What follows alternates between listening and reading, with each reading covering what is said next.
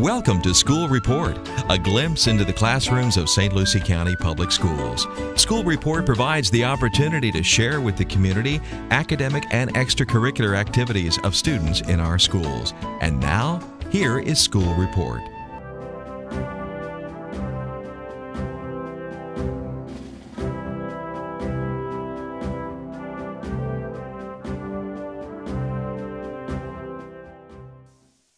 Did you know that a pull-up is different than a chin-up? See, this I didn't know because I was not a very athletic person. I avoided that gym, okay? I walked around it, right? So I was doing these chin-holding things here, and I'm thinking, no, that's easy. All I had to do was one. I had to do one pull-up, and I didn't do it. Okay, that didn't work out so well for me. Next slide. But I want to tell you, it is not about failing, it's about failing to get up. So I spent the year at JROTC going to school. I flew with my dad for the rest of the year. I got physically fit, could do several pull-ups by the time I had to do the exam, and off I went to the Air Force Academy where I graduated. So I graduated with that aeronautical engineering degree, so far so good. I went to pilot training, there's my hero shot there. I was on my way to become a shuttle pilot. So I went and literally flew myself around the world in a C-141 cargo aircraft. I was in the desert, I was flying all the time, I loved it. I went to test pilot school, I got selected. I'm flying like 40 different kinds of airplanes. I am loving it. I am set up for my cathedral because test pilot school was the last slot, right? You had to go to test pilot school to become a shuttle pilot. I now know shuttle pilots, right? I am there. I'm there. And then I failed.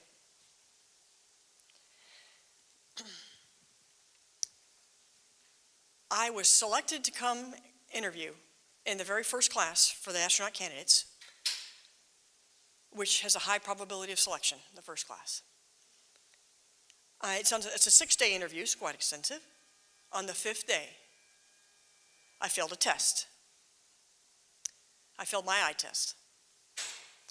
There wasn't a lot I could do about it, but perfect is good enough at NASA, and so it closed the door, cemented the door shut for me.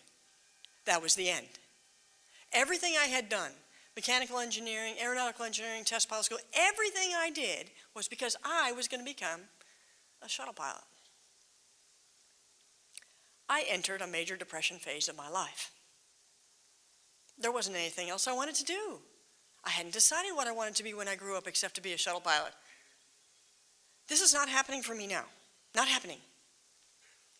So after a couple of months, kind of got it together. The Air Force offered me some things that I didn't think I wanted to do, but I went off and did it. Turns out that I had worked so hard, I was blind to what my other passion was, which was people. I was able to go command airmen in combat, fly more, take care of service families, and go live out a part of my dream that I really didn't realize I had. My cathedral has changed. It's version 2.0, and I love it. I love it. But I would not have been able to step through the doors in version 2.0 had I not worked so hard to get the version 1.0. So I am not sad of all the effort I spent to try to become an astronaut. In fact, I'm very grateful. I was able to capitalize on opportunities given to me, and doors open. So, let me switch gears, bring you back into the auditorium, get your mind out of Tahiti. I want to talk a little bit about your cathedral. Next slide. Next slide. A couple of things. A couple of things I want you to remember. You will always fulfill your expectations of yourself. I didn't say your mom and dad. I didn't say your sister, brother. I didn't say your teachers. I said your expectations of yourself. Do not sell yourself short. Aim high. Tell other people about what you do. Encourage others to go for their dreams. never regret fighting for your dream, as it will open opportunities. And there's no elevator to success, by the way. No elevator. You got to take the stairs. But there's a good reason you got to take the stairs, because with every floor, with every step, you will learn about how to handle that success when you get to the top. I don't know if you all are fluent with what's going on around the world and what happens to people, but I tell you, people who hit the elevator button and go straight to the top, sometimes they crash and burn.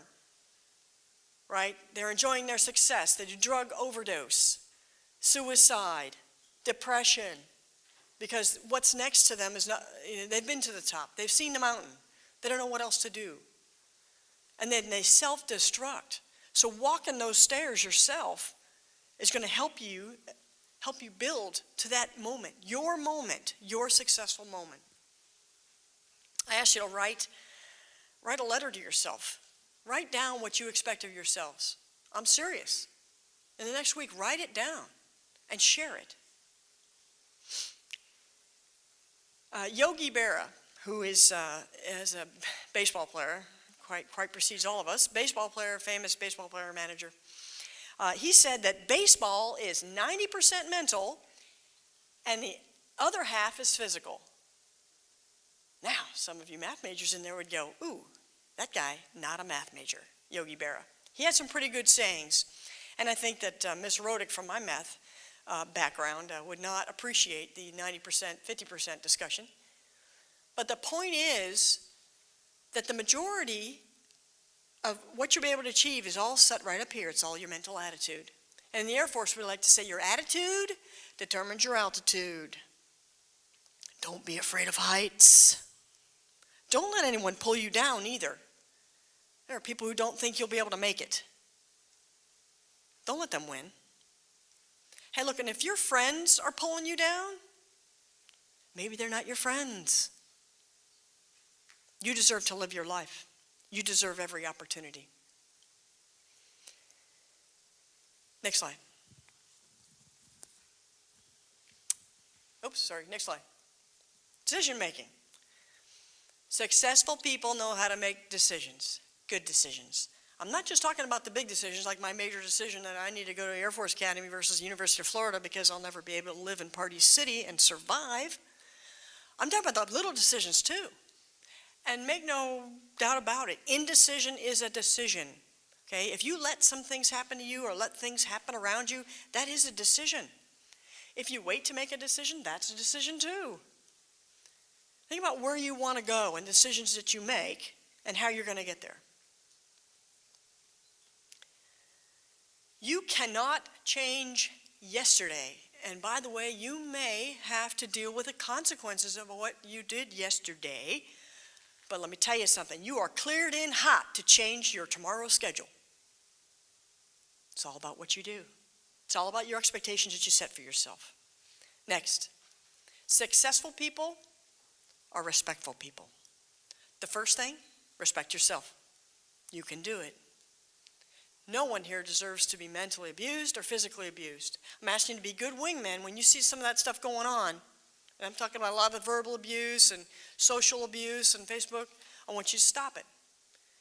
Okay, now I want you to do it peacefully. Be a good wingman, do peaceful resolution. But don't put up with that. Respect your elders. Respect your parents and your teachers. They may not be as educated as you, but they are really trying to help you. Okay? Be on time. Don't waste someone else's time. Time is precious. Next, be grateful. Be grateful for each day. Carpe diem, seize the day. Why is that important? Because you may seem like you have days and days and days ahead of you, but you may not. I was flipping through my Panther Prince yearbook before I came here.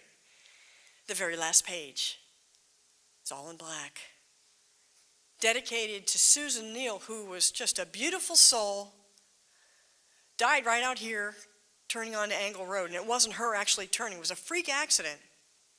Somebody got T-boned in front of her. Trunk opens. Gun comes out. Comes through her window. Kills her. Not the actual bullet. The actual weapon itself was a weapon. Hit her in the head. Boom. You never know. You just never know. You never know when your friends, you always just be thankful for every day and take advantage of each day that comes your way. All right, I have the easy button there, but it really is not so easy, is it? When you really add it up, it seems very simple, but when you add it up, it takes time and diligence and your efforts. Success is work. It's in coveralls. It's getting greasy, but it's yours. It's yours to take, really, and it's yours to leave on the table. For me, my success was not about money. It's not about that laundry list of things you heard about me, which you've completely forgotten at this point because it doesn't matter. My success is what I leave behind. It's the people I've touched. It's the families I've touched. I really believe that it's about helping others, and that the happiest people aren't those that get more. The happiest people are those that give more. I'm vested in you. Westwood's vested in you. Give more. Give back. Khalil gives back. And if the happiest people are those that are giving more, then go be happy. So that turns me to your teachers and your administrators.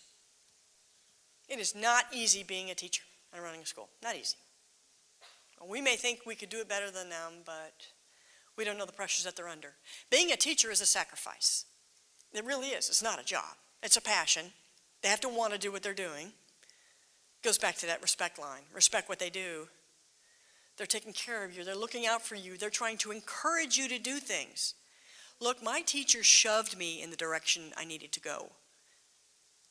Like I said, I didn't take the initiative myself. So when a teacher encourages you, hey, why don't you join ROTC? Why don't you take the first sergeant's job or be the commander? Don't turn back. I want you to think about that photo of that wide-eyed little girl you saw up there who had to be shoved into every opportunity but took it eventually. Okay, these opportunities are there for you. So this is my gentle shove to you.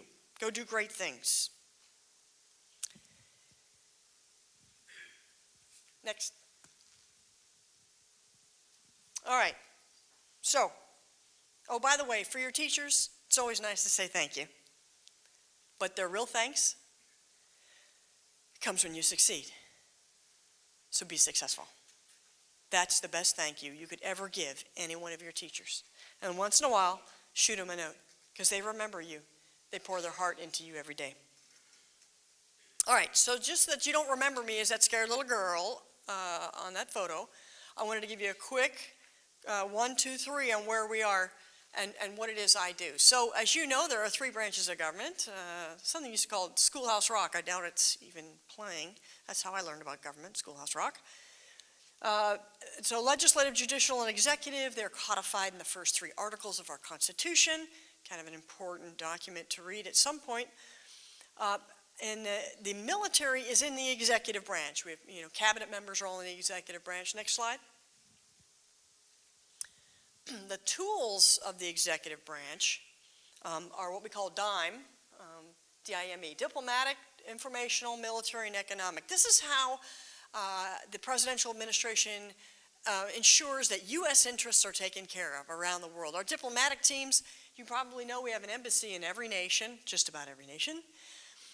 And that's Secretary Kerry up there, but they try to work treaties and agreements with these other governments to ensure we keep our personnel secure around the world and ensure that we're prosperous, okay, as a nation. Informational is like a lot about culture. It's media, it's getting our story out there, explaining what we're trying to do, and it's also movies, right? All our culture, Disney World, all of that. When you think of America and you're not from America, that's what you think about is Mickey Mouse. That's the informational. The military, we're going to talk a little bit about that. All we do is we defend the homeland and we protect our security interests around the world. And then economic, we do trade agreements with other nations, try to improve trade, which improves the economy here. We also have monetary policy and whatnot. So those are the 4 big tools that our government uses to prosecute our interests. Next slide. Okay, the 4 services. Navy, Air Force, Army, that's an Army pickup truck. and the Marine Corps. So the Marine Corps, of course, they storm the beach. That's what they're about. But I didn't want to put a storming the beach picture because I really like their uniforms. I mean, I know you guys look great, and I look like an airline pilot, but those guys, they look sharp. And that C-17 up there, that's one of the airplanes I flew. That's the Air Force pickup truck, four-wheeler. That's our version of it. So a little different from the Army here. But, you know, we don't fight as separate services. We do things together when we go to different places, even when we go to Africa and we work on Ebola and setting up hospitals, or we do actual combat operations, we do it as a joint team. So I work on the joint staff, and we manage the joint team. And my boss is the chairman of the Joint Chiefs of Staff. He's a 4-star, and he oversees the integration of all these capabilities that the services bring to the fight. Next slide. So kind of in words, my boss, General Dunford, he's a Marine Corps 4-star, URA. He is the principal military advisor to the POTUS, the President of the United States. So he sees him often, and what we do in the staff is we prepare him to talk about Army, Air Force, Marine Corps, and Coast Guard kinds of things. And some of the things that my boss wants to do is ensure that we are ready for today and tomorrow, which is equipment, capabilities, making sure that all of our folks are trained today and can execute the missions he's asking them to tomorrow. And we develop leaders. In general, that's what the military does. We develop leaders. Whether you're going to be in the military or come to the military for 4 years or for 24 years, in the end, we're building a product that goes back to the community and gives back. You just learn it in a different way. Next. Okay, so there's my boss on the right, General Joe Dunford, fighting Joe Dunford. We're in Afghanistan, and there's a president. He's getting a briefing. The president doesn't have a lot of time. He does a lot of things. And so when we go to see him, we need to make sure that we can break down a very complex issue and provide options to him, options that will meet his needs, that will meet the direction of this administration and meet our national security objectives. So we have a lot of thinking to do when we say we're going to go out and do things like you may have heard about the Islamic State in Iraq and the Levant. That's a kind of a conflict we're working on in the Middle East right now. It's kind of a big deal. And so this is one of the topics that we're talking about here, that the president and him are talking about. The other thing that General Dunford does through his staff, through me and my team, is to ensure that whatever decisions that the president make, we understand what it means. What's the cost? What's the cost in time and people? How many people have to go do it? And resources. What do we need? From Ebola, where we deployed a Corps headquarters into Liberia, and we built these hospitals, because the big issue about Ebola spreading was that the people with Ebola were living, which is a highly infectious disease that people were dying from, that they're living with families, and we needed to get them away from their families. We needed to get them to isolation tents.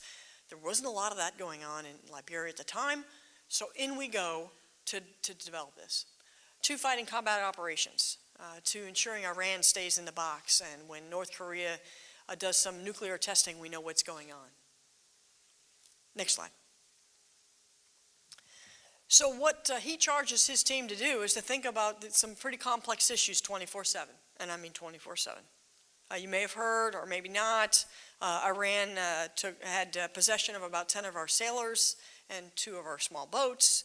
And when those things happen, we go into gear. What are we going to do? You know, what's the plan? We put ISR overhead. We want to get video of what's going on. We want to do a little show of force maybe, fly a little B-1 over the island, let them know we're out there. Don't hurt our people, or we're going to come to you. It won't be good. So these are the things that we think about every day. But the most important thing, no matter what it is that we're doing, whether it's countering drug operations, did you know that the drug operators in South America, they actually build little submarines? I mean, that's pretty handy, actually, to be able to build a submarine. They build submarines, and they put cocaine on them, and then they ride them up the west and the east coast of the United States, offload them into boats, and they come onto our shores. So how do you counter that? I mean, they're under the water. We were pretty good when they were over the water, but how do we counter under the water? Well, it turns out they're not that sophisticated. They still need kind of a tube for breathing. But it's pretty sophisticated. These are the kinds of things we think about, because that's protecting the homeland, not because they're going to come and kill people, but the drugs are going to kill people. So we watch that very carefully. But most importantly, we're charged to ensure that we have prepared our people to lead in these complex environments and to win. That's what keeps us up at night. That's what General Dunford is worried about. And when your boss is worried about something, you're worried about something. So that's what I think about as well. These are weighty decisions. America gives us her most important treasure, her sons and daughters. Every decision we make has a consequence on America's sons and daughters.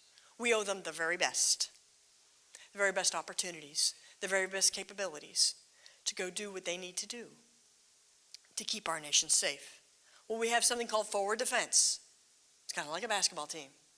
Forward defense. Our forward defense is overseas because we don't want them coming here. That's why we have people stationed overseas. We're trying to stop them there before they come here. So we play the forward game. We don't like to play the home game, but we're good at it. We don't ever want to have to do that. That's why we exercise all the time. What would happen if a bomb went off? We do that. We think about that. We think about that so you don't have to think about that. Oh. Okay, next slide. All right. That's the end of the presentation. You've made it. Congratulations. It's a couple of the airplanes that I have flown, and my favorite quote. What lies behind us, what lies before us, pretty tiny compared to what lies right here, inside you. It's inside you that we're talking about. It's inside you that these teachers are trying to affect. It's inside you that we're trying to develop leadership skills for the future. Congratulations to the ROTC personnel, especially those of you who have leadership positions. You have already made a step. You've already committed to something greater than yourselves. But I would ask you, I would encourage you, and make no doubt about it, this is a shove. This is an encouragement shove to you to go do other things. Go do other things, join clubs, start clubs, learn, lead, make mistakes, and fail now, and fail often. Because you know, Walt Disney, Steve Jobs, Einstein, the Wright brothers, you know they were failures. They were all considered failures by their peers. They failed many times. But all you remember is what they got right, if you remember who they were. I was a failure. But just like them, I shared a vision and a passion to move forward and go for my cathedral. I just kept at it. And something happened. Wasn't exactly the cathedral I started with, but it's a pretty nice one. I like it. I'll take it. Think about your cathedral. Thanks.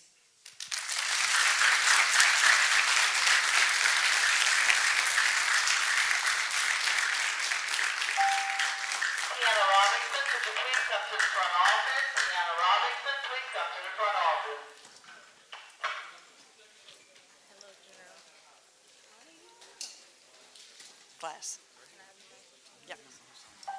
Ariel Wilson, please come to the front office. Ariel Wilson, please come to the front office. Okay, General. On behalf of the Panther Battalion family, we would like to present to you the Panther Battalion Hero Award and thank you for your continued service in our nation. Awesome. Thank you. Thank you.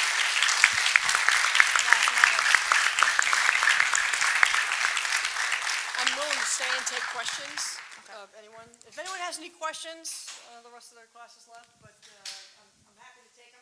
Pretty much your future or anything. My aversion to athletics, my newfound learning about how to do a pull-up. I'm happy to talk to you about any of that. And thank you. Thanks for your time. Thanks for what you do. You matter. You matter to all of us, so I'm proud of you. And I'm watching that.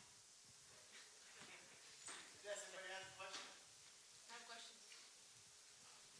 How was your experience going into the Air Force Academy, and how was it like being in the Air Force Academy? Okay, so I didn't know a lot about the Air Force Academy. I'm not from a military family. Actually, my dad was just relaying earlier. My dad came to the United States in 1960, so I was first-generation American. So I didn't know a lot. But like I said, Academy was free, and that was kind of important to me at the time.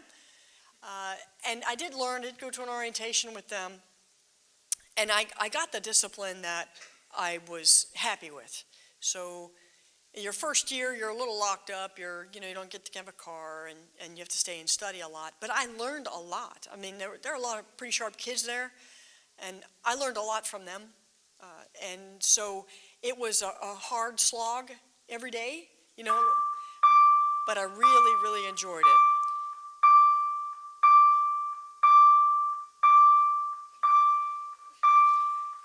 That's a lot of beeps. Okay, I don't know what that means. It's not quite Morse code, but it could be.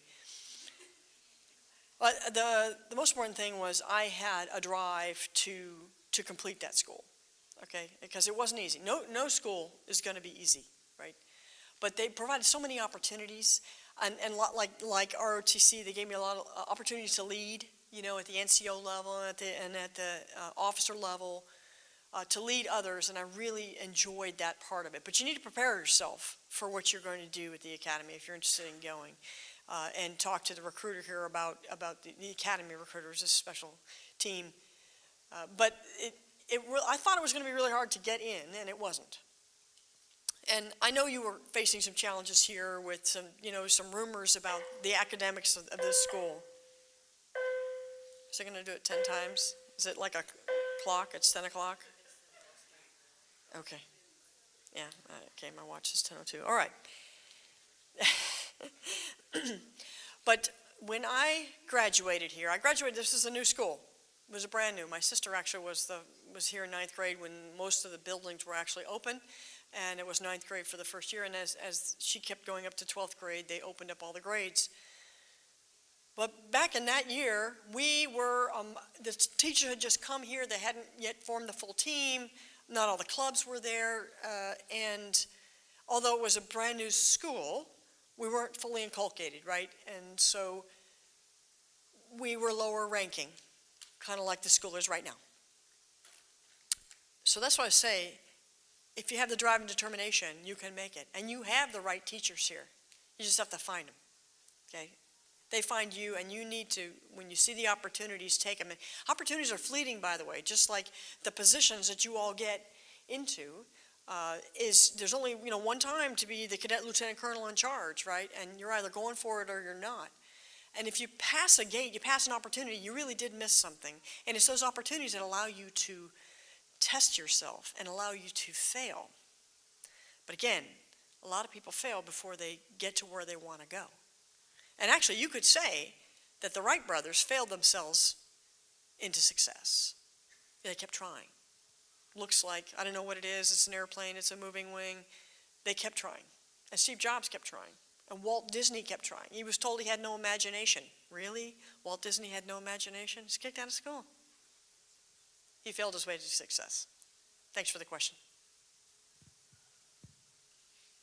Yes, sir.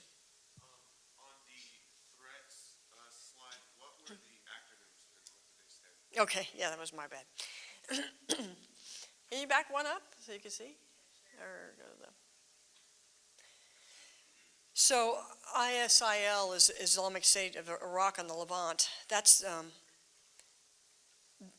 Those are the enemies we're seeing right now that are doing suicide bombings, and they're in Syria and Iraq, and they're flowing through Europe, and they're causing their ideology, if you will, their essentially what we would call kind of right-wing ideology that's fundamentalist in nature. They're trying to kill other people because they believe that they're going to build a caliphate, and in the end, they're going to rule the world. So, talk about a vision. That's quite the vision. So our job is to stop that. It's what we call first degrade and then destroy. Okay, Boko Haram is a lot like the extremists. They are joining ISIL in their extremist fight. Again, their methods are suicide bombings, slitting people's throats, shooting in the back of the head, those kinds of things. Cyber threats, that's a big one. And by the way, you all can help us with that. Any hackers? We got any hackers in here? Okay, I know you guys are going, I just don't hack into the federal government, okay? But we are actually looking for some hackers. We're going to help. We need you to help us. So cyber threats are real, okay? They're coming from state and non-state actors, meaning from Korea, Russia, North Korea, Russia, and China. And they would like to get into our systems and move money around and steal our thoughts and ideas. So that's a big deal. They broke into Sony Pictures, a big movie theater, movies, stole movies, actually. It's like hacking online to Netflix or something and getting first-run movies. But that's what they were doing. They were proving that they could go and do that. And then they can do that, they can shut the electrical grid off. Perhaps they can get into your nuclear power plant, pull off the safeguards, and allow the temperature to go up, which would be disastrous. So that kind of stuff happens. And that's why we need good cyber warriors in the Air Force.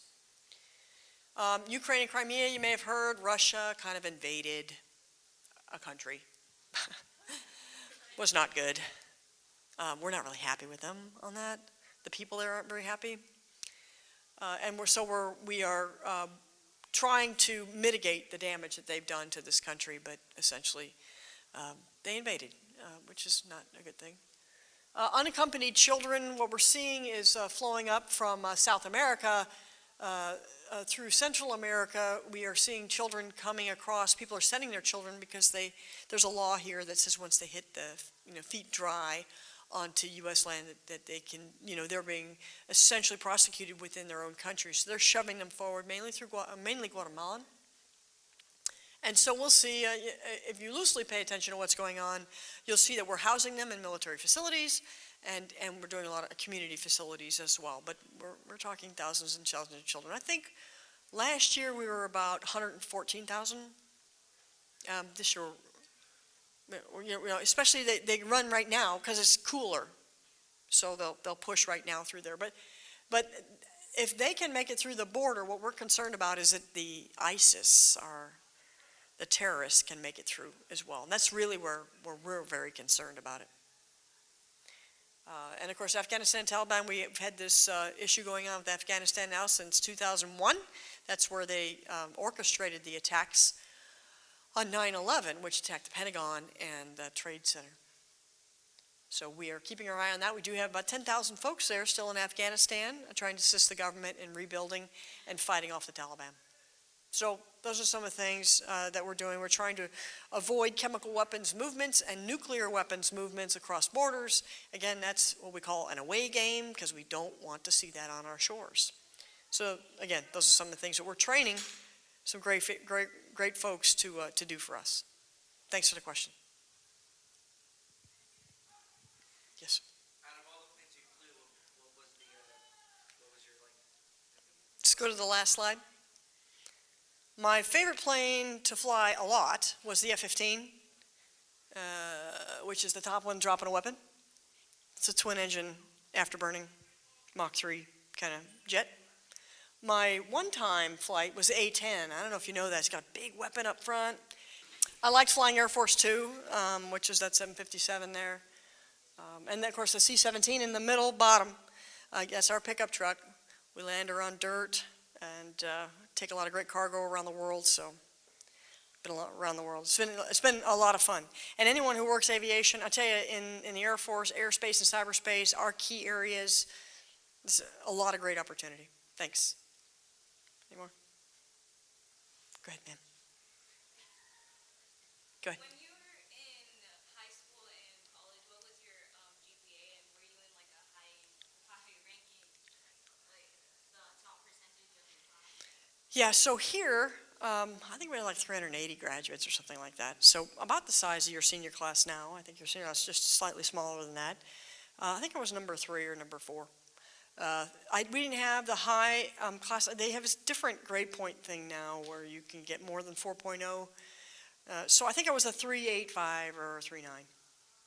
You have to have pretty decent academics to go to the Air Force Academy, but not just academics is what they're looking for. They're looking for the total package, someone who's done leadership, whether that be on the hockey team or football team, or it's been with the academic clubs. They're looking for volunteerism. They're looking for a total package associated with that. And I did pretty well at the Air Force Academy as well, and in my mechanical engineering degree. So numbers don't matter. What matters is that I had a passion. I found it. A passion and a talent. And I matched those two together, and I rode that sucker all the way to where I am right now. Thanks for the question. Yes? When you were beginning high school, was the military even a thought in your mind? It was not. Actually, the military wasn't my thought until I recognized that I probably didn't want to become a gator. And someone actually was a flight instructor that I knew whose dad or whose son was an instructor at the Air Force Academy. I'm like, Air Force Academy, what's that? I was a little late to be thinking about that because I really focused on it my senior year. That's another reason I didn't really pay attention to what was required to be in there, because you actually had to do a pull-up, which was, I had runs and sit-ups and push-ups. I'm like, yeah, I know how to do that stuff. I didn't even think about it. I really didn't until I got down there and failed. And because I had procrastinated, had I taken a test 2 months earlier, I could have retested. But I waited, right? There's the fleeting opportunity that goes by you, and you're just going to go, look at that. Yeah, missed it. So, yes.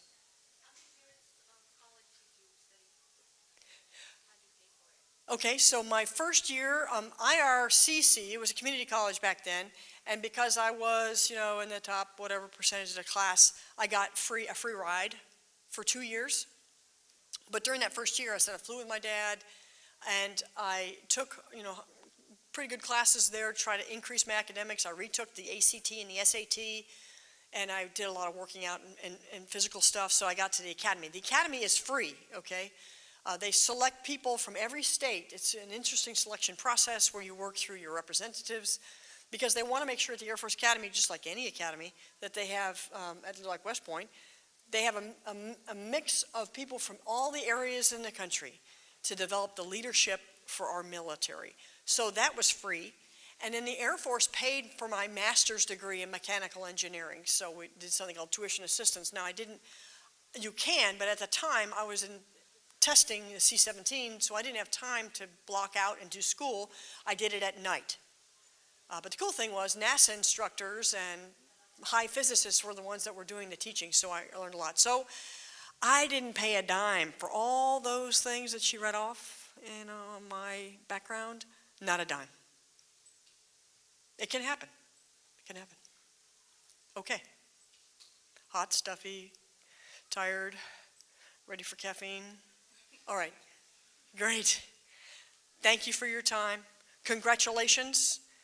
This is a great school, and you're a great team, and I look forward to hearing great things about you. Thanks.